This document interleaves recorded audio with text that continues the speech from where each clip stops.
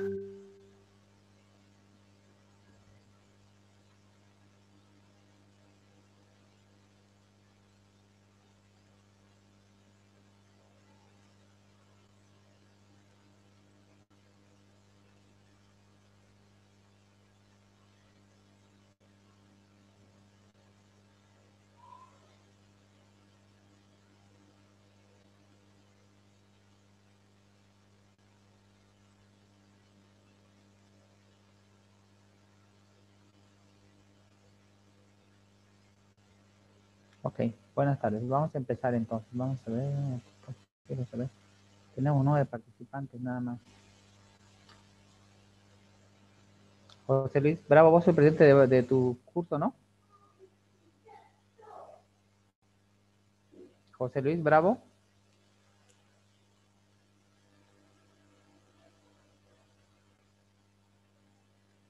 A ver, ¿dónde está José Luis Bravo?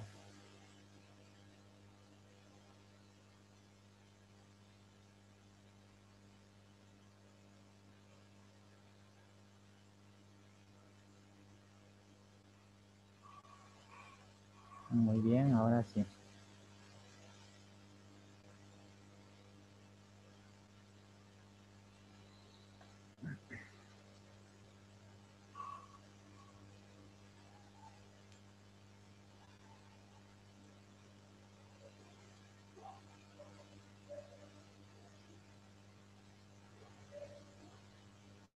Ok, ahora sí. Buenas tardes, chicos. Vamos a empezar entonces y vamos a continuar con la charla que habíamos dejado anteriormente a medias.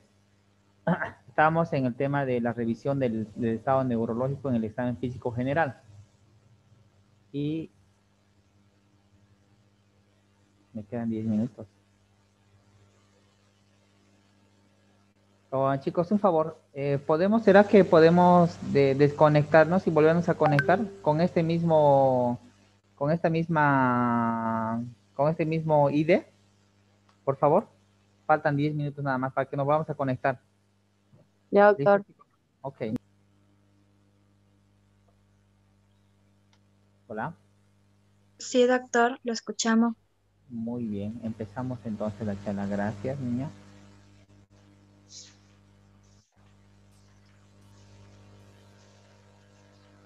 Muy bien. Entonces, estábamos hablando de la valoración neurológica y justamente habíamos visto de que un tema fundamental en la valoración neurológica, tanto en el examen físico general como en el examen neurológico mismo, es el tema de la valoración Glasgow. Entonces, la valoración Glasgow en realidad es una escala que se hizo hace mucho tiempo atrás para pacientes con traumatismo cráneoencefálico, pero debido a la facilidad de uso es de que se amplió a todo paciente que tenga una afección neurológica. Entonces, si esta que vemos aquí es justamente la valoración Glasgow, donde tiene 3 parámetros fundamentales que ustedes tienen que sabérselo de memoria, que es apertura ocular, respuesta verbal y respuesta motora. Entonces, esto es algo que no se puede pasar así por así. Ustedes tienen que saberlo de memoria. Así que vamos a empezar y vamos a desglosar. Primero por la respuesta donde más largo tienen las respuestas, es la respuesta motora, tiene hasta 6, como ven aquí en la imagen. hasta 6. Obedece órdenes, 6. Le decís saque la lengua, levante la mano, 6 si te obedece, perfecto. Localiza el dolor, no te obedece órdenes, no te dice nada, pero le pellizcas el dedo y reacciona con la otra mano, o al revés. Entonces localiza el dolor, 5. Vos le pellizcas la tetilla, puede ser que no te localice el dolor, pero hace un esfuerzo como si estuviera queriendo mover tu mano, retirada, 4. Ahora, flexión anormal quiere decir decorticación hacia adentro, flexión, decorticación, como la imagen que les mostré hace unos días atrás, decorticación, y hacia el otro lado, extensión, quiere decir 3 y 2. ¿Ya? Y cuando no responde, cuando no hace nada, es 1. El paciente seguramente está comatoso. ¿Ya? Esto en la valoración motora. En la valoración verbal, si el paciente está orientado, sabe su nombre, sabe qué día es, sabe dónde está, 5, 5. Si el paciente está confuso, no sabe su nombre, no se acuerda cuántos hijos tiene, no sabe, está confuso, 4. Si el paciente te responde en una forma inapropiada como monosílabo, le decís, ¿sabe cuántos años tiene? Manzana. O sabe que tiene número de celular, tele, te dice, por decirte 3. Inapropiado. O a veces hace sí, no, y se duerme, 3. O si el paciente masculla, en vez de decir, por ejemplo, ¿cuántos años tiene? O le apretás el pecho para ver si tiene dolor y te responde con una respuesta mascullada, de decir, emite un sonido, 2. Y ninguna, 1. En la apertura de los ojos, normalmente uno cuando está despierto está con los ojos abiertos, ¿no es cierto? Entonces, espontánea, 4. Si está dormido y le decís, don Pablo, y abre los ojos, 3. Si le haces con tu mano vos ahí en el pecho fuerte, o le haces con el bolígrafo a nivel del lecho unguial, y responde al dolor, recién despierta, 2. Y si no abre los ojos, 1. Entonces, la mejor respuesta de la valoración, pues que hayas tenido 2, 3 valoraciones, la mejor respuesta es la que tienes que colocar para la valoración Glasgow. Entonces, aquí hay una clasificación en pacientes con traumatismo craneoencefálico que dice TEC leve, cuando la respuesta, cuando el Glasgow está de 13 a 15. TEC moderado, de 9 a 12. ¿Ya? Ahora, actualmente se dice, por ejemplo, que TEC moderado también puede ser el que tiene 13 o 14 cuando hay pérdida de conocimiento, arriba de 10 minutos. ¿Ya? Entonces se cataloga como TEC moderado. O TEC severo cuando está por debajo de 8 puntos. ¿Ya? Estos pacientes que tienen TEC severo, es mejor mandarlos a terapia intensiva para protección de la ventilación pulmonar. ¿Ya? Y se intuba para que no se broncoaspire. Entonces, esta diapositiva es fundamental para el Glasgow. Y aquí tenemos una modificación del Glasgow en niños. ¿Qué es lo que cambia? En realidad, la respuesta, ¿no? En el tema del verbal. Por ejemplo, si un niño de 3 años te responde sí, o te sonríe, o si te sonríe, o fija la mirada contigo y vos le haces reír y te sigue, 5. Si tiene llanto, pero lo controlas, o decís, ya hijito, calmate, hijito, y se controla, 4. Pero si el niño sigue llorando y persistentemente llora, irritable, 3. Si está agitado el paciente, no te responde, no grita nada, pero está agitado, que se mueve la cabeza, que no, o por último, que no mueve la cabeza, pero está como si estuviera agitado totalmente con la cara y con los ojos, 2. Entonces, esta es la valoración verbal en un niño. Con eso terminamos lo que es la valoración neurológica. De ahí lo más importante, lo que quiero que me sepan, es justamente la valoración del Glasgow y los estados de conciencia. ¿Ya? Empezamos lo que es el examen de piel y faneras. Entonces, para tener la revisión del examen de piel en forma general, o tal vez en una forma ya minuciosa cuando lo tengas al paciente, aquí vamos a describir lo que es el examen tanto general como el examen ya minucioso del examen de lo que es piel y faneras. ¿Ya? Para que sepan ustedes de que cuando ingrese el paciente, desde ya ustedes le ven la cara, la textura de la piel, lo que por ejemplo pueden ver las manos, y si a veces es una mujer, le pueden ver las piernas si está con falda, los pies, todo lo que se puede ver de piel y faneras, uñas, pelos, ¿ya? Entonces, para el examen minucioso de la piel sabemos desnudar al enfermo respetando siempre el pudor, ¿ya? Y siempre tiene que estar en un buen ambiente, con una buena iluminación para poder ver pequeños detalles que a veces de lejos no se puede ver, ¿ya? Entonces, si el paciente deambula, lógicamente se hace una consulta externa y se examina al paciente en sentado. En cambio, si el paciente está internado y lo ven ustedes en una cama, entonces tienen que tratar de hacerlo con una buena luz y lo más minucioso posible, empezando desde cabeza, extremidades, cuello, espalda, tórax y así. Entonces, con decirles de que el órgano más pesado del cuerpo en realidad viene a ser la piel, que tiene un 16% del peso corporal total, ¿ya? Entonces, mire, y cubre aproximadamente 1.2 a 2.3 metros cuadrados. Si cada uno de nosotros nos sacáramos solamente la piel, toda la piel del cuerpo, y lo pesáramos frente a nuestros huesos o frente a nuestros músculos, la piel es más pesada. ¿Ya? Ok. Entonces la piel va a cubrir muchas funciones importantísimas. Por ejemplo, tiene una barrera protectora, en el sentido de que, por ejemplo, no nos ingresa gérmenes así por la piel. Tiene una barrera protectora que viene a ser hasta impermeable a veces, ¿no? Por momentos es permeable, puede absorber una cierta cantidad de líquidos o al mismo tiempo se puede eliminar cierta cantidad de líquidos por la sudoración. Regula la temperatura, es igual, por ejemplo, que cuando nosotros hacemos actividad física, nuestro cuerpo empieza a regular la temperatura y parte de la regulación de la temperatura es sudar. Y al sudar, ese frío que cuando estás haciendo ejercicio controla la temperatura corporal, ayuda a controlar la temperatura corporal. Ya impide la pérdida y la entrada de agua, ¿no? Entonces evita que se salga el líquido, por ejemplo, que muchas veces cuando tenemos heridas, las heridas trasudan y perdemos líquido por la herida. En un paciente quemado, por ejemplo, que ya no tiene piel, hay fuga de agua, hay fuga de electrolitos, fuga de sodio, fuga de potasio. Entonces, con la piel hay un impedimento de la salida del líquido. Ya absorbe y filtra las radiaciones, efectivamente. Imagínense una radiación directamente a nuestros músculos o directamente a algún órgano como el corazón, como el pulmón. Entonces, esta pues filtra la radiación, primero pasa por la piel. Y de ahí que muchas veces tenemos lesiones primarias y secundarias de la piel, como las pecas, las efélides, por ejemplo. Tiene funciones sensitivas, ya que ahí termina lo que son las terminaciones libres de los nervios. Terminan justamente ahí estando los corpúsculos de Pacini, por ejemplo, ya del calor y del frío. E impide la entrada de los microorganismos, lógicamente. Entonces, como ven, son una serie de funciones que la piel realiza para que nosotros mantengamos una homeostasis, tanto de temperatura como de cierto tipo de funciones como el impedimento de microorganismos. Ahora, anatómicamente la piel, como ven aquí en la imagen, pues estructuralmente tiene tres capas importantes, ¿no? La epidermis, la dermis y la hipodermis. Ahora, en la hipodermis, por ejemplo, está constituida por una capa superficial que, bueno, primero viene la capa descamativa de células muertas, ¿ya? Que generalmente se encuentra en la superficie, donde todo el tiempo uno va cambiando, este lugar va cambiando de células, ya que las células más superficiales mueren. Por debajo de estas está la capa de Malpighi, ¿ya? Donde se encuentran abundantes redes de vasos sanguíneos. También aquí en estas se encuentran justamente las terminaciones nerviosas y al mismo tiempo se encuentran los melanocitos que nos dan la pigmentación de la piel. En la dermis, en cambio, en esta de acá, esta ya es una capa un poco más gruesa, si se puede decir, donde ya se encuentran las raíces, por ejemplo, de los folículos pilosos, ¿ya? Están las raíces, por ejemplo, de las glándulas sebáceas, ¿ya?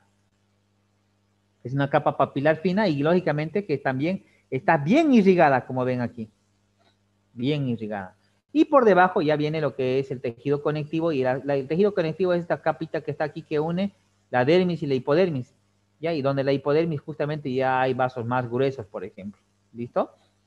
Entonces, esta capa córnea que está aquí y la de Malpighi generalmente son las que aún van creciendo en forma continua, ¿ya? Pero las capas profundas son las que no crecen y lógicamente cuando vos tenés una escoriación,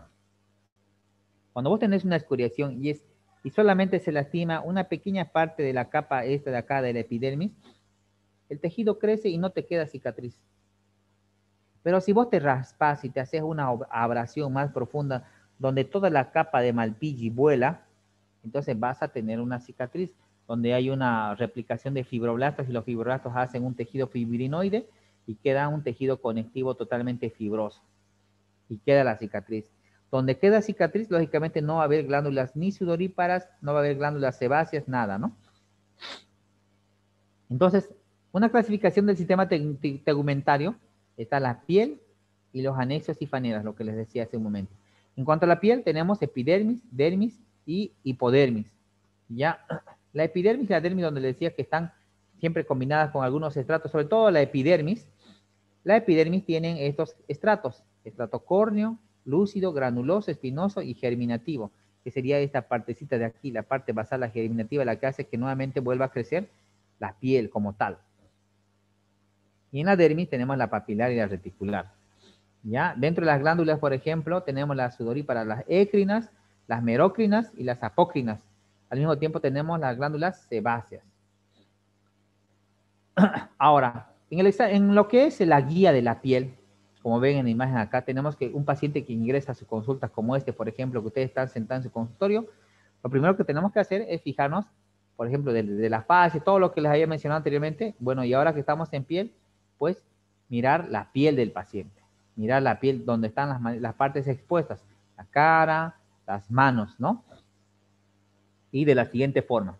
Mediante la inspección podemos ver el color y la pigmentación. Y podemos ver al mismo tiempo la higiene que tiene la persona. Desde la ropa, les decía, y en este caso ahora la piel, ver la higiene de la piel. Ver la higiene de las faneras. Ver la higiene, por ejemplo, del cabello, de las cejas, de los párpados, ¿ya? De las uñas, que son las faneras.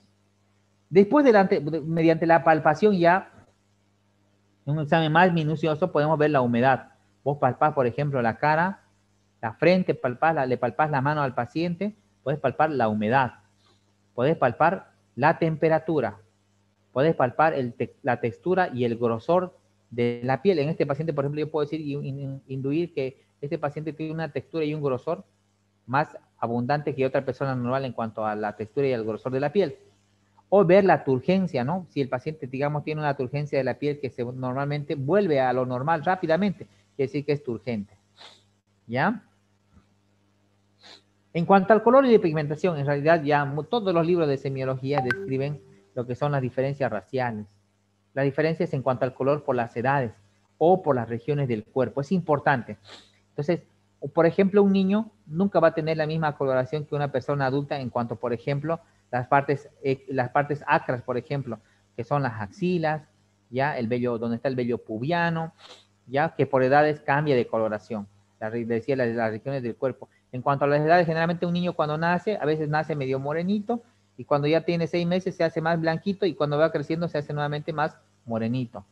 Y la raza, te decía, ¿no es cierto? Entonces, a veces hasta hay que tener en cuenta hasta las estaciones, las variaciones estacionales. Por ejemplo, en épocas de frío en el occidente, se vuelven más morenos aún. Y viene la época del verano y se vuelven un poco más pálidos, más blancos. ¿Ya? Entonces, hay una clasificación antropológica, ya esto en cuanto al tegumento y a las coloraciones, donde ya se vemos las razas humanas, ¿no es cierto? La raza blanca, que es la raza aria, la amarilla, que es la raza asiática, la negra o la africana. ¿Ya? Entonces les decía en cuanto a las edades, en cuanto a un niño, a un adulto y a un anciano, por ejemplo, en cuanto a el anciano generalmente a veces tiene alteraciones en cuanto a la pigmentación que pueden tener, por ejemplo, insuficiencia vascular, que puede haber unas máculas hiperdensas, hiperpigmentadas, que ya vendrían a ser dentro de las lesiones primarias y secundarias. Ahora, otra alteración que puede haber en la piel, justamente debido a la cantidad de melanina. La melanina, que es una secreción dada por los melanocitos, ¿ya? Que es debido, digamos, a la secreción de tirosinasa, que se presenta justamente en estos melanocitos, y la tirosinasa es la que te va a dar, en realidad, la coloración de la piel misma. Ustedes saben que, por ejemplo, Michael Jackson usó cierta cantidad, digamos, de inhibidor de la tirosinasa y se hizo de piel blanca, ¿ya? Entonces, justamente esto se debe a la deficiencia de tirosinasa. Entonces, estos pacientes que tienen deficiencia o demasiada cantidad de melanina pueden ser debido a factores raciales, debido a factores genéticos por herencia o factores o exposición al sol. Por ejemplo, una persona que nace así blanca, que se expone todos los días al sol, considera que a los 20 años este paciente no va a tener la misma coloración. ¿Ya? Entonces, ahora, dentro de estas patologías de la disminución de la melanina en algunos cuerpos, en algunas personas, sobre todo en algunas regiones dadas como en esta que están viendo, por ejemplo, en el rostro, viene a ser lo que se llama el vitiligo, ¿no es cierto? Entonces, este vitiligo se debe a la deficiencia de melanina debido a la disminución de la secreción de tirosinasa por los melanocitos, ya que que pueden darse en regiones específicas del cuerpo. Muchos tienen, por ejemplo, en las manos, en los pies, en el abdomen y lamentablemente muchos tienen también en la carita, ¿no es cierto? Ya esto cuando el vitiligo es generalizado, cuando lo ven aquí, se llama albinismo. Cuando ya toma, por ejemplo, las cejas, toma ya el cabello completamente, los párpados son blancos. ¿Ya? Ok.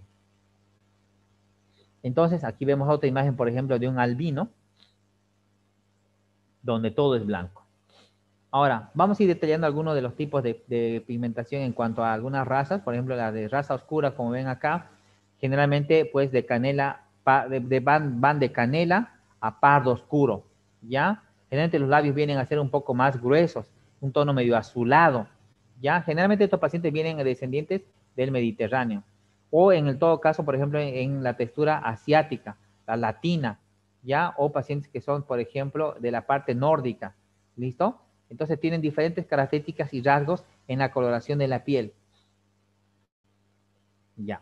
En la raza de pigmentación clara, por ejemplo, generalmente la piel es de un tono marfil a rosado, que puede tener algunos sobretonos de color oliva o amarillo, ya, dependiendo mucho de la etnia o de la raza que venga.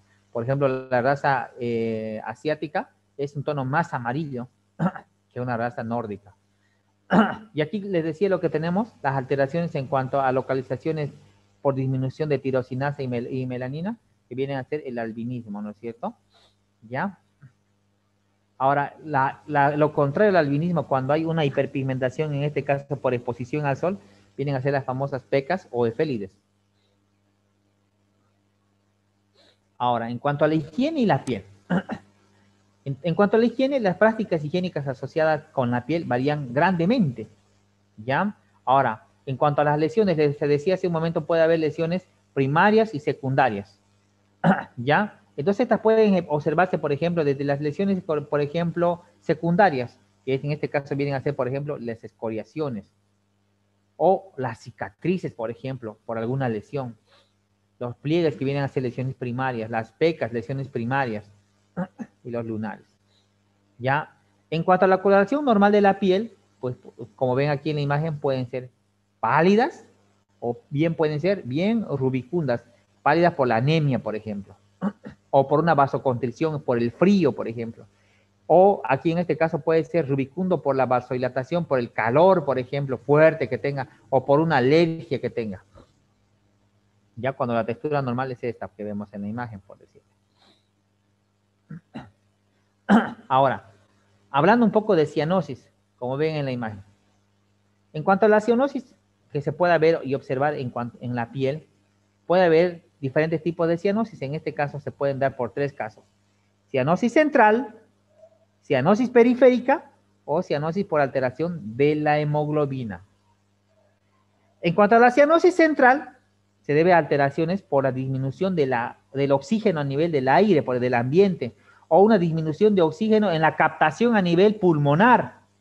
En este caso, por ejemplo, estamos hablando de una neumonía, de un paciente que vive allá en La Paz, por ejemplo, en Potosí, por ejemplo, estos pacientes tienen cianosis central, ya porque tiene una disminución de la cantidad de oxígeno a nivel, por ejemplo, ambiental, o si tienen una neumopatía, una neumonía, una tuberculosis, un asma, un EPOC, ya, entonces, estos pacientes tienen cianosis central, o una tetralogía de Fallot, una comunicación auriculoventricular. En cambio, la cianosis periférica es a nivel, justamente como su nombre lo indica, periférico, ¿ya? Va a haber una vasoconstricción a nivel distal. Las manos, por ejemplo, se ven azuladas, o si no, la cara, como ven en la imagen aquí, sobre todo a nivel de los labios, por ejemplo, se ven azulados, pero sobre todo más en manos. Por vasoconstricción, entrega excesiva de oxígeno a nivel tisular, o a veces hay una vasoconstricción donde hay a nivel del frío, insuficiencia cardíaca, shock, en la flebitis, o el famoso signo de Raynaud. ¿Qué es el Raynaud? No es más que lo que se llama la PCR. ¿Qué es la PCR? Palidez, calor y rubor. ¿En qué patología se presenta el Raynaud? En pacientes que tienen colagenopatía.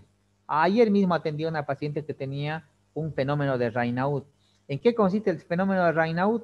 Cuando las manos, por ejemplo, que están normales, como ustedes véanse sus manos, sus manos ahorita están normales, en cambio en el Raynaud, en este frío ustedes los ponen al frío y las manos van teniendo un color medio azulado, medio vino, y está frío, lo tocan sus manos, está fríísimo, y automáticamente uno como por decir, por instinto, uno se va y se acerca al calientito, al fueguito, y la mano va recuperando su calor en lo caliente, y va tomando el tono, que es el calor, y luego ya después de sacarlo, se vuelve rojo la mano, el PCR, palidez, calor y rubor.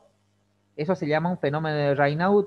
¿En qué pacientes se presenta esto? En pacientes que tienen a veces una vasculitis o en pacientes que tienen, por ejemplo, una colagenopatía. Puede ser Sjögren, lupus eritematoso sistémico, enfermedad mixta del tejido conectivo, hasta algunos pacientes con artritis reumatoidea tienen el Raynaud. Ya vendría a ser entonces dentro de una clasificación de cianosis periférica.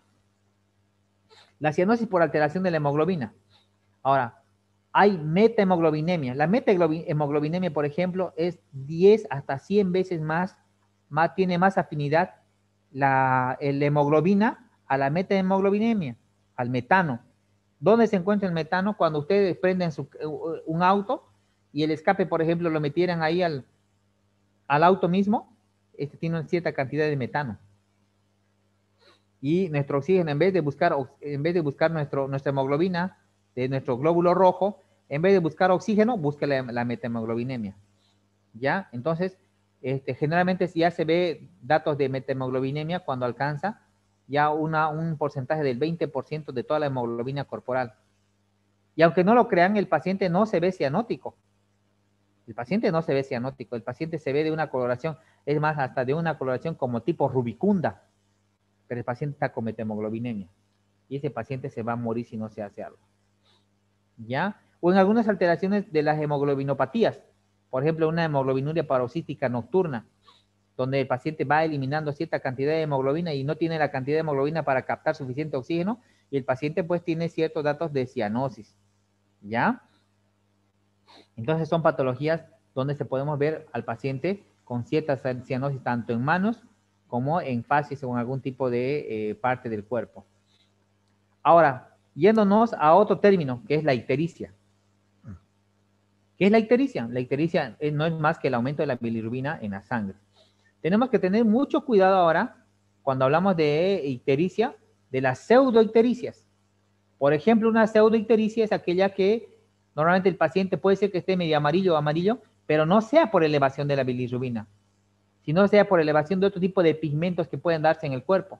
Por decirles, por ejemplo, uno cuando come, por ejemplo, naranja, o cuando come mucho zanahoria, que es lo que más da la betacarotemia, se llama, cuando uno come zanahoria, que hace bien a los ojos, y uno se va comiendo, y cuando se ven después de unas 3 semanas la mano y están totalmente medio amarillas, como si estuviera ictérico, estaré mal de mi hígado, uno dice, ¿no?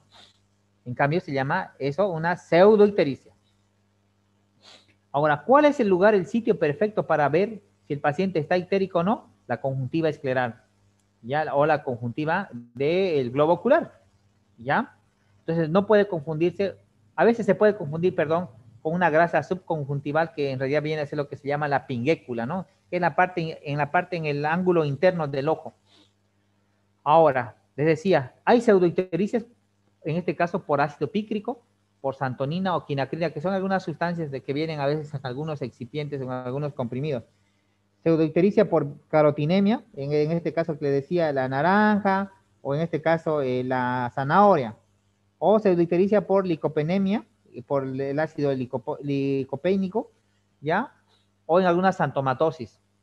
¿Cuándo hay, por ejemplo, ictericia plena como tal? Cuando la bilirrubina se sube arriba de 2 miligramos de cilitro. ¿Y dónde se va a ver? En conjuntiva escleral, en conjuntiva del ojo. A veces dice cuando uno está ictérico se puede ver lo que se llama la coluria. ¿Qué es la coluria? El cambio de color de la orina, si bien tiende a ser como tinta, como té cargado, ¿ya? Entonces, ahora, ¿qué pasa en aquellas ictericias hemolíticas? Estas, por ejemplo, de la ictericia colúrica, se puede ver en pacientes que tienen obstrucción de la vesícula, sea la obstrucción hepática o poshepática. En cambio, las ictericias hemolíticas, donde realmente no es por fabricación de la bilirrubina, de la bilirrubina conjugada, sino de la no conjugada, entonces estos pacientes vienen a tener lo que se llaman las ictericias hemolíticas, donde hay destrucción de glóbulos rojos. Estas, por ejemplo, no se acompañan de coluria. En otras palabras, para que lo entiendan, cuando hay ictericias donde hay una bilirrubina indirecta alta, no va a haber coluria. En cambio, cuando hay bilirrubina directa alta, sí va a haber coluria. Esto se debe a la conjugación de la bilirrubina. La bilirrubina indirecta es la que no está conjugada, en cambio la directa es la que ya está conjugada. Ahí tiene que ser enfático y claro, tienen que entender esa parte. ¿Ya? Ahora, ¿qué pasa con las ictericias hepáticas y poshepáticas? Sí presentan coluria, lo que le decía. El caroteno, lo de la zanahoria, pues, o también está en los coles, pueden provocar cierto grado de pseudoictericia. ¿Ya? Ahora, esto es lo más importante de lo que hemos hablado de ictericia. Clínicamente, la ictericia puede ser flavínica, verdínica y rubínica y melánica. Ahora, la flavínica es prehepática, la verdínica poshepática y la rubínica hepática. ¿Qué quiere decir esto? Flavínica, ¿por qué? Porque en la ictericia hemolítica, por ejemplo, tiene un tinte amarillo pálido. Amarillo pálido. Es un amarillo así que medio que anémico, por destrucción justamente de glóbulos rojos. ¿En qué pacientes se ve? En pacientes que tienen paludismo o malaria. ¿Cuándo van a ver eso ustedes? Ustedes deben ser algunos de Rurrenabaque, de Reyes, de por allá, de Guayaramerín, por Riberalta. A veces, sobre todo en Riberalta y en Guayaramerín, casos de paludismo y donde se ven los pacientes con esta ictericia flavínica, que quiere decir prehepática, antes de llegar al hígado. O cuando les muerden una serpiente, ¿no? Donde 90% de esta viene a ser debido a la elevación de la bilirrubina indirecta. Y si le hacemos una ecografía, estos pacientes tienen esplenomegalia. Ahora, en la verdínica, justamente, ¿por qué? Porque tiene ese color amarillo verdoso. ¿En qué pacientes se da? En pacientes poshepáticos, ¿ya? En pacientes poshepáticos, donde ya hay una obstrucción del colédoco. ¿Y en qué pacientes se ven? En pacientes con colelitiasis, que frecuentemente se ven en el hospital, en cualquier lado, colelitiasis, o en cáncer de páncreas, ¿ya? O en algún tipo de obstrucción que puede ser por un lito que esté a nivel del colédoco, a nivel de donde esté. Entonces, 90% de la producción viene a ser por bilirrubina directa. Entonces, no se olviden, flavínica, amarillo pálido, verdínica, amarillo verdoso. Y la rubínica, que tiene así un color medio amarillo rojizo, que es hepática. O amarillo naranja, medio rojo, así. Tenemos 10 minutos. Entonces, en estos pacientes hay destrucción, no, en realidad no hay destrucción, perdón, de glóbulos rojos, pero estos pacientes tienen una alteración a nivel mismo del hígado. ¿En qué pacientes se presentan estos, por ejemplo? En pacientes que tienen hepatitis viral, en pacientes que tienen hepatitis tóxica por medicamentos, en pacientes que tienen hepatitis bacteriana. Y es típico, lo van a ver ustedes, si son grandes, si ustedes se dedican a hacer esto de la revisión clínica, ustedes van a ser buenos semiólogos y van a poder identificar a estos pacientes sin necesidad de estar viendo la bilirrubina, porque antes, hasta hace más de 100 años, un poquito más de 100 años, no había esto de las bilirrubinas hepática, poshepática, sino se daba cuenta por el color de la piel, ¿ya? Y en estos pacientes, por ejemplo, en la rubínica, siempre va a haber una elevación de las transaminasas, ¿ya? Y la bilirrubina melánica es cuando, por ejemplo, vos atendés a un paciente con ictericia verdínica y lo mandás a que sí, señor, tiene que hacerse operar de una colelitiasis y el señor no se hace operar. Y después de 6 meses viene, porque es terco el paciente, ya viene con una ictericia melánica. El paciente viene a tener en realidad es como un verde, es como un amarillo medio verdoso, medio cafezoso, medio que tipo café, por decirlo. Es un verde oscuro, así medio que es un color distinto a estos tres de acá. A ver, voy a ver si lo puedo mostrar. Este es de acá. Miren, este es el color de la bilirrubina, de la ictericia melánica. En cambio, como ven aquí, miren, medio que amarillo, medio que pálido, como si estuviera haciendo anemia el paciente.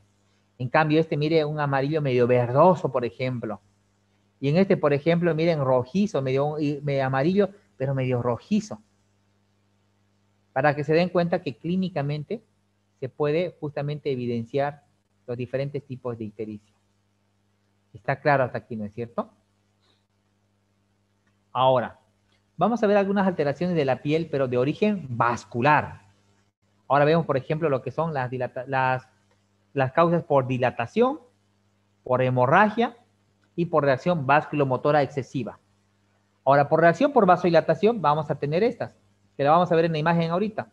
El eritema, la roceola, y las telangiectasias. El eritema, ¿qué es el eritema? Es la coloración rojiza de la piel producida por un aumento de sangre en los capilares. Y es esta de acá.